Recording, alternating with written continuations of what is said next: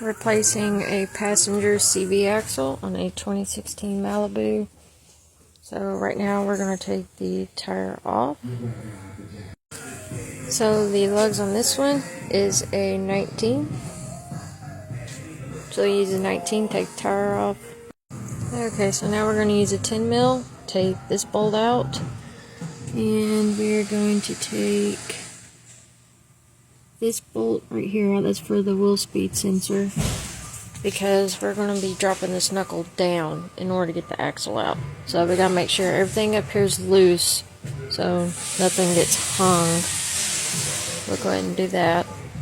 Got those off. Okay, now we're going to use a 21 mil and get the caliper bolts off. So we're going to get the caliper bolts off, and it's the caliper bracket is the correct wording for that. And then we'll be hanging our caliper and everything up here with the S hook. Okay, got the caliper and caliper bracket up there, so now we're going to take the axle nut off. Okay, so the axle nut is a 32, so we're going to go ahead and take that off. Got that off. Now we're going to take the strut mount bolts out. So that is an 18. So what I do is I put a socket on the head of it, then I'll put a wrench on the nut.